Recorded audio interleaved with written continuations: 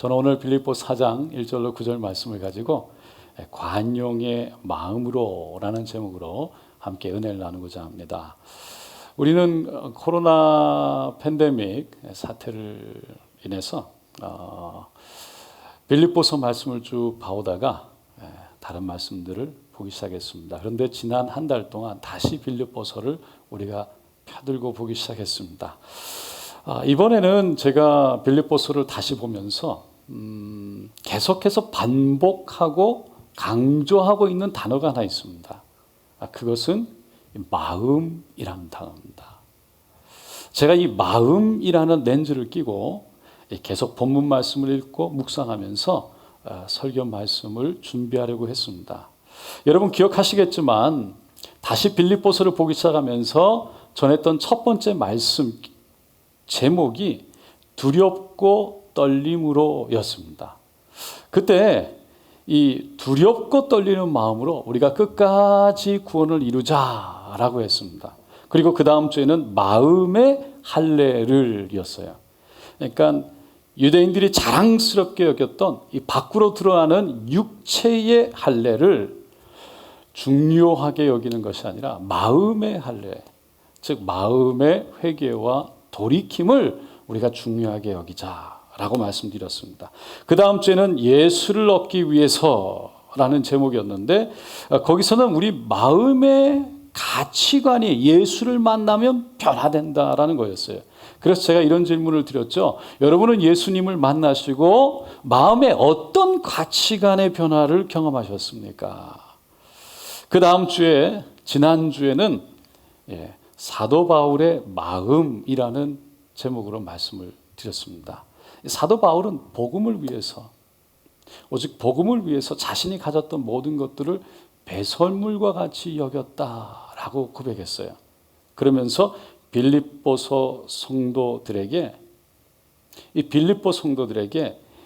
그들이 믿음 안에서 잘 자랄 수 있다면, 믿음 안에서 정말 잘 세워질 수 있다면 자신은 전제와 같이 부어진다 할지라도, 없어서 사라진다 할지라도 기뻐하겠다라는 그의 마음을 설명했습니다. 그러니까 복음을 향한 사도 바울의 마음을 함께 나눴던 겁니다. 오늘 말씀도 마음에 대한 말씀이에요. 어떤 마음요? 관용의 마음입니다. 한번 따라해 보겠습니다. 관용의 마음. 오늘 본문 5절에 보면 사도 바울이요, 너희 관용을 모든 사람에게 알게 하라. 주께서 가까우시니라. 빌립보 교회 성도들에게 권면한 거예요. 그리고 그 다음 절 6절 7절에 보면 아무것도 염려하지 말고 다만 모든 일에 기도와 간구로 너희 구할 것을 감사함으로 하나님께 아뢰라. 그리하면 모든 지각에 뛰어난 하나님의 평강이 그리스도 예수 안에서 너희 마음과 생각을 지키시리라.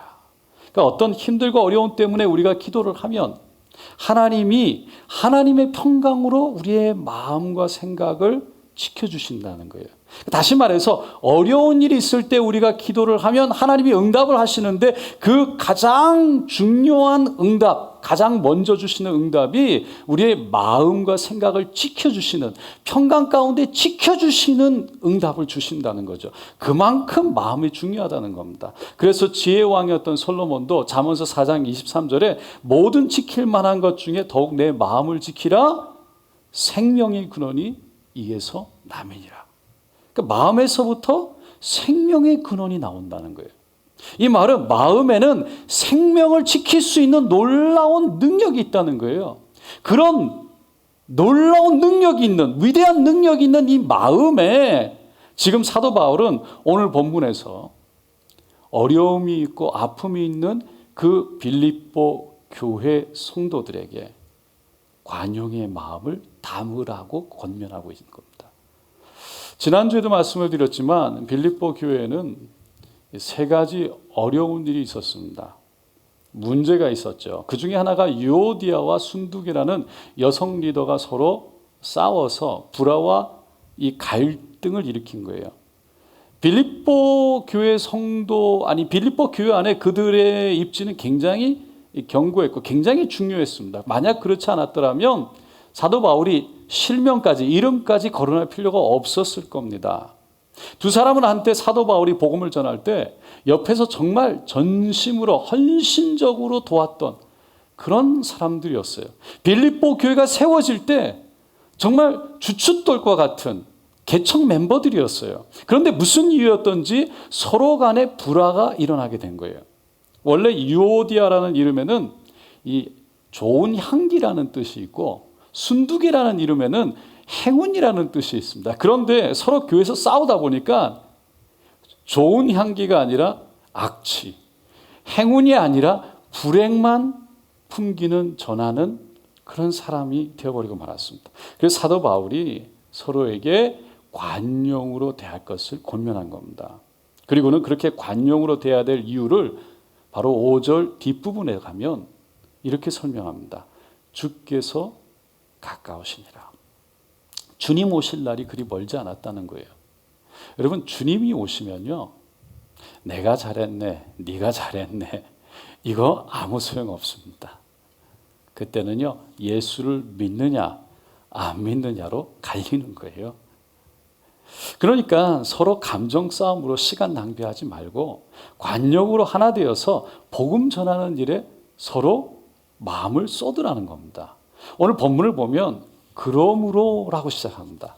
이 그러므로가 의미하는 것을 알려면 오늘 본문 전에 나오는 그 말씀들을 잠깐 우리가 상기해 볼 필요가 있습니다.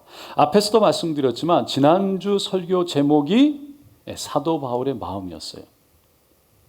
근데 지난주 첫 번째 구절이 뭐였냐면 너희는 함께 나를 본받으라 라는 사도 바울의 권면이었어요.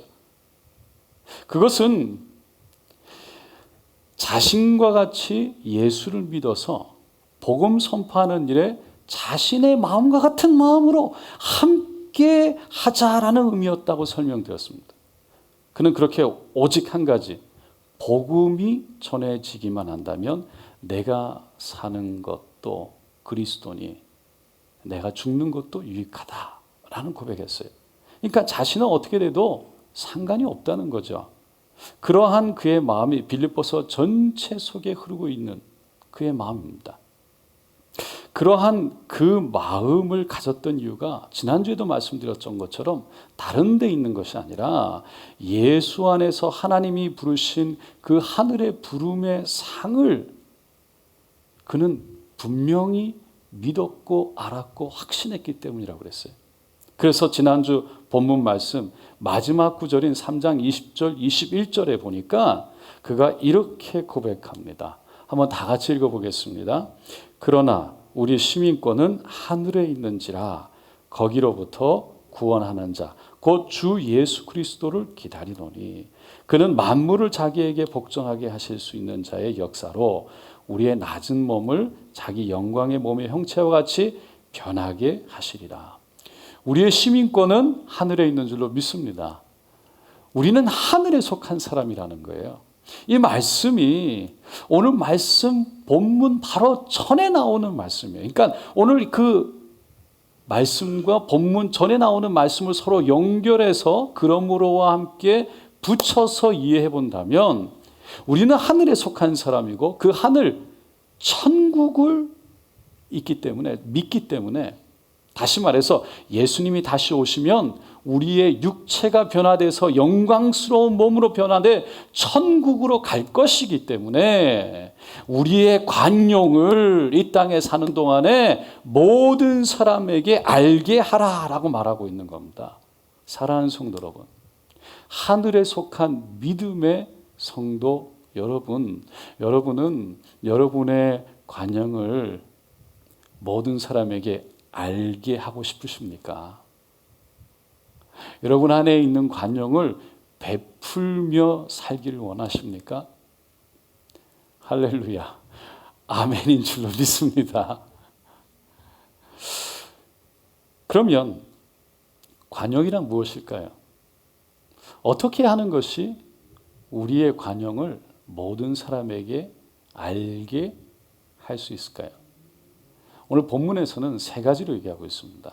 첫 번째가 용서하고 덮어주는 것이 관용이라고 말합니다. 오늘 본문 1절을 한번 다시 보면은요, 그러므로 나의 사랑하고 사모하는 형제들, 나의 기쁨이요 면류관인 사랑하는 자들아, 이와 같이 주 안에 서라 라고 말합니다. 이 말씀은 사도 바울의 마음, 관용의 마음을 아주 잘 보여주고 있습니다. 지금 빌립보 교회는 유오디아와 순두계라는 그 두 리더들이 싸우는 바람에 참 어려운 상황에 처했어요. 그렇기 때문에 사도 바울쯤 되면 그가 가지고 있는 권위와 위엄으로 사실 한마디 할 수 있는 거예요. 책임을 추궁하거나 아니면 좀 야단을 칠 수 있는 거예요. 그런데 사도 바울이 야단을 치거나 책임을 추궁한 것이 아니라 오히려 부드럽게 사랑의 말로 이렇게 얘기했습니다. 나의 사랑하고 사모하는 형제들, 나의 기쁨이요 면류관인 자들아 라고 부른 거예요. 이 말 속에는 이미 그들을 용서한 바울의 마음과 그들을 진정으로 형제로 자매로 받아들이는 그의 마음이 담겨져 있습니다. 뿐만 아니라 3절에 보면 사도 바울이 두 여인을 도우라고 빌립보 성도들에게 부탁까지 합니다. 3절 말씀 한번 다 같이 읽어볼까요? 참으로 나의 멍에를 같이 한 내게 구하노니 복음에 나와 함께 힘쓰던 저 여인들을 돕고 또한 글레멘드와 그 외에 나의 동역자들을 도우라. 그 이름들이 생명책에 있느니라. 사도 바울은 그들의 잘못을 용서했을 뿐만 아니라 오히려 그들을 덮어주고 힘을 주고 용기를 준 거예요. 2002년 우리가 잘 아는 월드컵, 한일 월드컵, 우리 4강 신화를 이뤘던 월드컵 기억하실 겁니다. 그 경기 중에 한국과 미국이 시합을 했을 때 페널티킥을 얻게 됐는데 이을용 선수가 그 페널티킥을 찼습니다. 그런데 실수를 하고 말았죠. 경기가 끝나자 결국 1대1로 무승부로 끝났어요. 기자가 황선원 선수에게 뛰어가지고 아니 이을용 선수가 오늘 페널티킥을 찼는데 이 실축한 거에 대해서 어떻게 생각합니까? 물었습니다. 그때 황선원 선수가 뭐라고 그랬냐면 네, 누구든지 실수는 할 수 있습니다. 아마 저라도 그랬을 겁니다. 참 멋진 말이지 않습니까? 팀원의 실수를 1대1로 비기는 그 일이 페널티킥에서 한 골만 넣었으면 이기는 건데 그렇지 못해서 다들 힘들어하고 어려워할 수 있는 상황 속에서 리더십을 발휘한 거예요. 비난하고 비판한 것이 아니라 이해해주고 격려해주고 감싸줬어요. 결국은 그렇게 감싸줬던 그 리더십의 하나됨이 결국은 4강이라는 신화를 이루지 않았을까 생각해 보게 되는 겁니다. 여러분, 이게 관용이라는 거예요. 우리 모두 서로 용서하고 덮어주고 그리고 관용으로 천국을 소유한 마음 갖게 되시기를 축원드립니다. 우리 옆에 있는 분과 한번 인사하겠습니다. 용서합니다. 축복합니다. 두 번째로 관용이란 자기 권리를 내려놓는 겁니다. 사도 바울은 오늘 본문 2절에서 유오디아와 순두계에게 주 안에서 같은 마음을 품으라 라고 권면해요. 이는 빌립보서 2장 5절에 나오는 마음입니다. 너희 안에 이 마음을 품으라 곧 그리스도 예수의 마음이니. 그러니까 이 마음을 품으라, 같은 마음을 품으라. 이거는 누구의 마음요? 예수의 마음을 품으라는 거예요. 그러면 예수의 마음은 빌립보서 2장에 나오는 그 마음은 어떤 마음입니까? 자신을 하늘 보자 버리고 이 땅에 내려온 겸손한 마음입니다. 겸손한 마음이란 그러면 어떤 마음일까요? 제가 언젠가 지역 단합 예배 때 겸손이란 무엇입니까? 라고 물었어요. 그랬더니 성도님들이 대부분 이렇게 말씀하시더라고요. 많은 분들이 자기 것을 내려놓고 자기 주장을 내려놓고 자기의 이익을 내려놓고 다른 사람의 말을 경청하고 다른 사람을 돌아보는 것이 겸손이다 라고 그랬습니다. 그래서 제가 또 다른 질문을 드렸죠. 예수님의 겸손은 제자들의 발을 씻겨주는 겸손이었습니다. 그런데 그 겸손을 우리가 가져야 할까요? 다 아멘 그러죠. 그러면 왜 그런 겸손이 우리에게 필요하고 중요할까요? 그랬더니 한 분이 저에게 이렇게 말씀하시더라고요. 그래야 우리가 하나된 공동체, 아름다운 공동체를 이룰 수 있지 않을까요? 참 맞는 말씀이지 않습니까? 겸손은 아름다운 공동체, 하나된 공동체를 이루기 위해서는 꼭 필요한 거예요. 여러분, 내 것을 내려놓는다고 해서 내가 다 틀린 것은 아닙니다. 내 것을 내려놓는다고 해서 내가 부족하거나 못나서도 아닙니다. 내 것을 내려놓는다고 해서 내 의견이 무시되어졌기 때문인 것은 아닙니다. 만약에 그렇게 생각이 되어지고 그렇게 느껴진다면 많은 경우 우리는 우리도 모르게 내 것을 내려놓지 못하게 되는 거죠. 그리고 내 뜻을 관철시키려고 하고 내 뜻대로 하고 싶어지는 거예요. 그렇기 때문에 내가 내 것을 내려놓지 못하면 결국에는 우리라는 공동체를 이룰 수가 없다는 겁니다. 사랑하는 성도 여러분, 우리가 모든 우리의 마음을 열고 크신 하나님의 나라를 보기 원합니다. 그리고 함께 그 하나님 나라에서 하나 되어서 복음을 위해서 같이 나갈 수 있기를 원합니다. 세 번째로 관용이란 우리에게 임하는 축복입니다. 한번 따라해 보겠습니다. 관용이란 축복입니다. 다시 말해서 관용을 베풀 때 복이 임한다는 거예요. 그러니까 관용을 베풀 수 있는 기회가 왔다는 건 복 받을 수 있는 기회가 왔다는 것입니다. 그러니까 이 기회를 놓치면 안 됩니다. 여러분, 오늘 본문 6절과 7절에 보니까 우리가 어려움 속에 처할 때 기도하면 하나님은 모든 지각에 뛰어난 평강 우리를 지켜주신대요. 우리가 교회에서 공동체 생활을 하다 보면 쉽게 발생하는 문제가 뭐냐면 사람들 간의 갈등이에요. 이 사람들 간의 갈등이 생겼을 때 누가 옳으냐 누가 틀리냐도 중요하겠지만 누구 편을 들 것인가가 더 중요한 문제로 오래 일어날 때가 있습니다. 그리고 누가 내 편을 들어주느냐가 더 중요한 이슈로 드러나는 거예요. 그러다 보니까 결국 복잡한 이해관계 속에서 서로 인정에 끌려서 원하지도 않는데 여기저기 끌려다니다 보면 갈등에 휘말릴 때가 있어요. 그러면 마음이 상하는 거죠. 그러면 불안해지고 화가 나기도 하고 때로는 심적으로 고통에 빠지기도 합니다. 그런데 사도 바울은 그럴 때 아무것도 염려하지 말고 그저 하나님께 기도하라고 말하고 있어요. 그러면 하나님의 평강이 우리의 마음과 생각을 지켜주신다는 겁니다.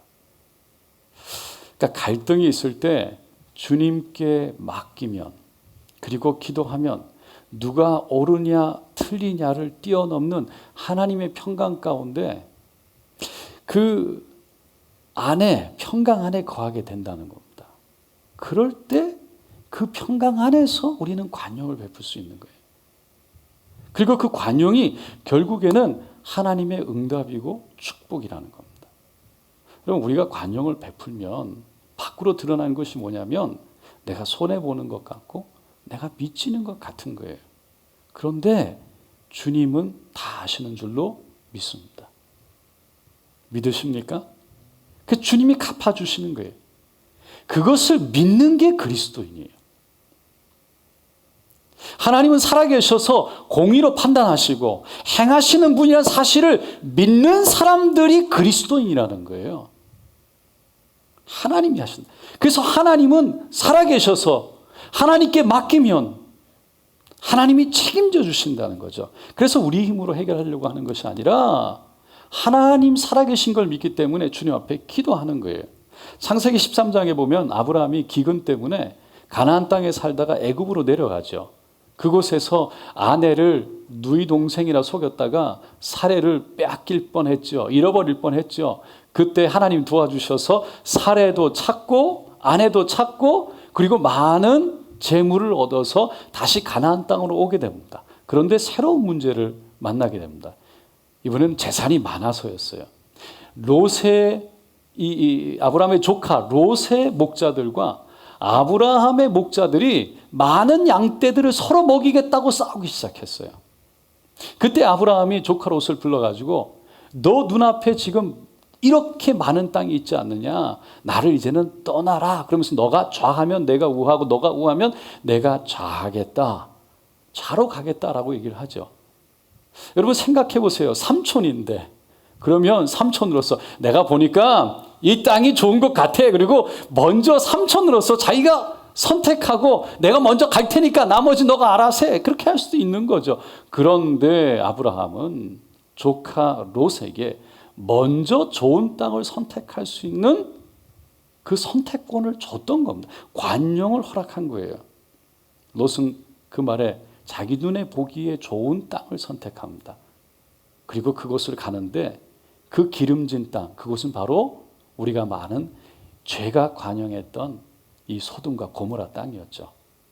결국 그 땅에서 망할 때 도망 나오다가 아내는 소금 기둥이 되었고, 그리고 두 딸들은 자기로 인해서 그 후손을 낳게 되는데 바로 이 모압과 암몬의 후손들인 겁니다.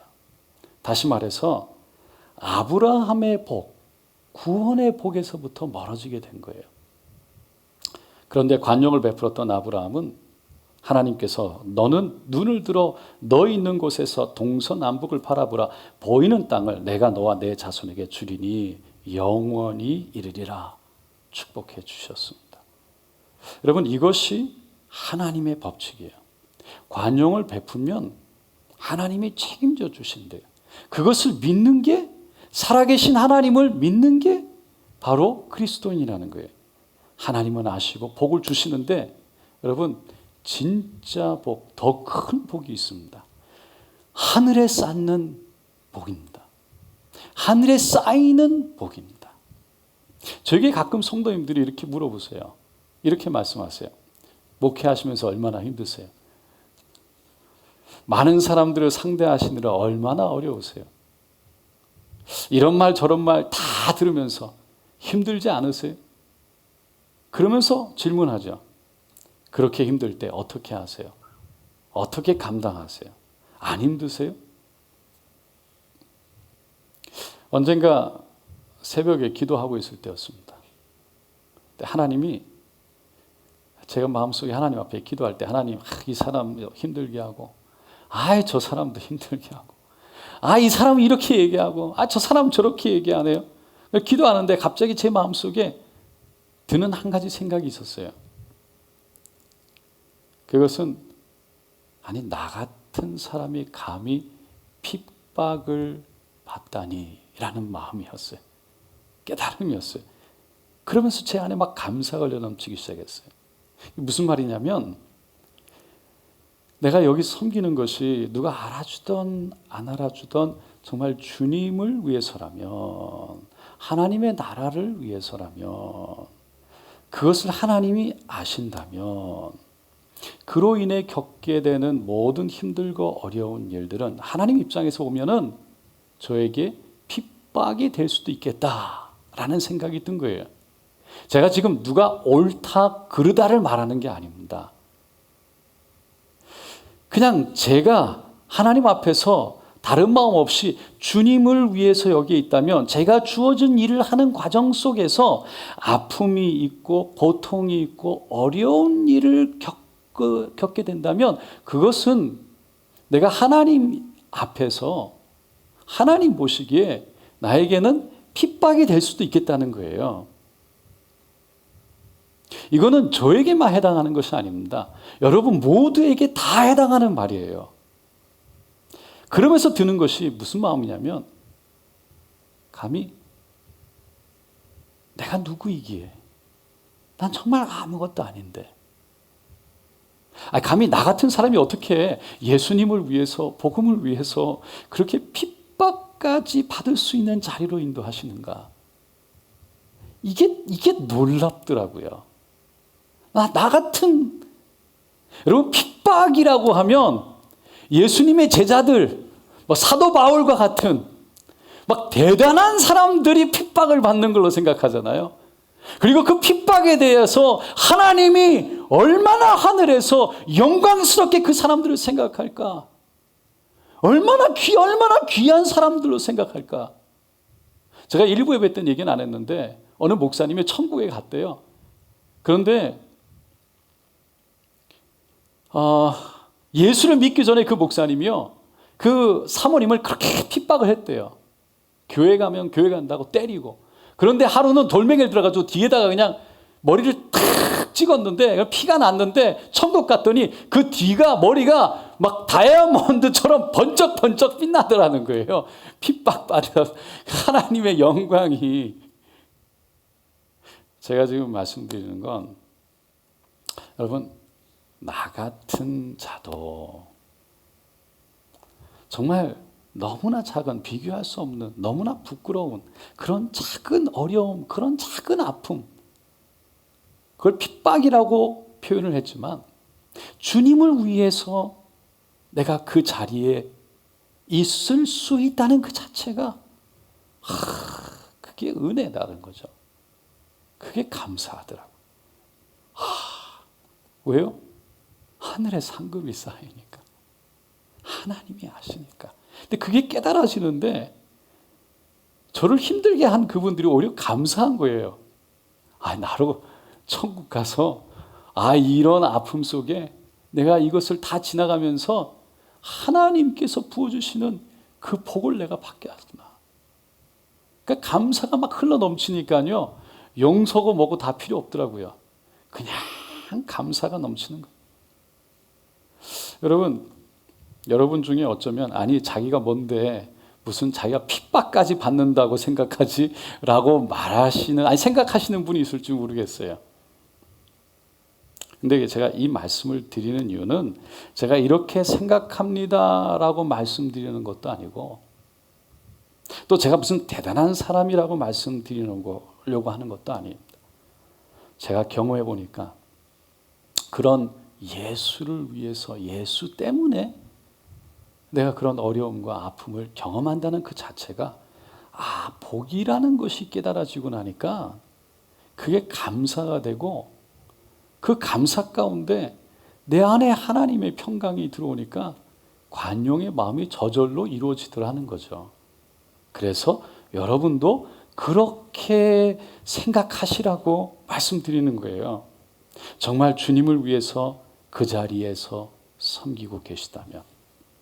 그래서 혹시 교회에서 갈등이 있고 아픔이 있고 어려움이 있어서 오해 속에, 고통 속에 빠진다 할지라도 내가 정말 주님 때문에 라는 것을 안다면, 주님 때문에 받는 그 핍박이,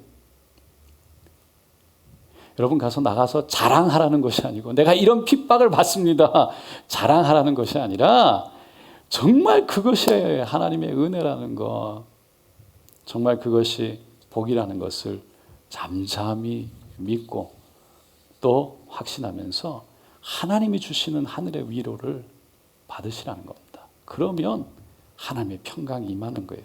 그러면 넉넉한 마음으로 관용을 베풀 수 있는 것입니다. 그것이 바로 우리가 가져야 할 신앙생활, 건강한 신앙생활의 길이고, 우리가 가져야 될 건강한 믿음의 자세라는 거예요. 어떻게 나 같은 사람을 하나님의 그 놀라운 영광의 자리로, 아픔과 고난의 자리로, 십자가 때문에, 예수님 때문에 나 같은 사람을 사용하셔서 인도하시나. 그러면 감사한 거예요. 사도 베드로가 베드로전서 3장 9절에 보니까 이렇게 말합니다. 악을 악으로, 욕을 욕으로 갚지 말고 도리어 복을 빌라. 이를 위하여 너희가 부르심을 입었으니 이는 복을 유업으로 받게 하려 하심이라. 악을 악으로 갚지 말라. 도리어 복을 빌어주는 관용을 베풀라. 그것은 성도들로 하여금 복을 받게 하기 위함이다 라고 설명하고 있습니다. 사랑하는 성도 여러분, 우리는 천국에 속한 사람인 줄로 믿습니다. 천국을 바라보고 살아가는 사람들이에요. 사람 사는 곳에는 여러분 갈등이 있고 불화가 있기 마련입니다. 당연한 거예요.